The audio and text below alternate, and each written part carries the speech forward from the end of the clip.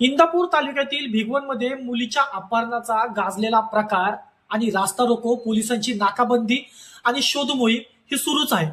पण आता मोठा ट्विस्टच या प्रकरणामध्ये आलाय. पीडित मुलीचा स्वतःचा व्हिडिओ व्हायरल झालाय आणि ती त्या व्हिडिओमध्ये म्हणते, माझं अपहरण झालेलंच नाही, मी माझ्या मर्जीने गेले आणि त्या मुलासोबत माझं प्रेम संबंध होते. की अजूनही या प्रकरणामागे काही वेगळं सत्य लपलेलं आहे का? अपहरण प्रकरणाला आता पूर्णविराम लागणार का, असा देखील आता प्रश्न उपस्थित होतोय. की भिगवण केस अजूनही अनसोल्डच राहणार.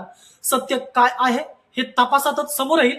परंतु या सर्व घटनेबाबत व्हिडिओ समोर आल्यानंतर पोलिसांनी देखील जनतेला आवाहन केलंय, अजूनही कोणत्या अफवांना बळी पडू नका आणि कायदा सुव्यवस्थेचं पालन करा. जर कायदा सुव्यवस्थेचं पालन जर कोणी करत नसेल तर त्यांच्यावर कारवाई नक्कीच होईल, असं पोलिसांच्या वतीनं सांगण्यात येत आहे. आता कशा पद्धतीनं हे सर्व प्रकरण शांत होतंय आणि हे प्रकरण कोणत्या दिशेने जात आहे, आता पुढे तपासामध्ये समजेल.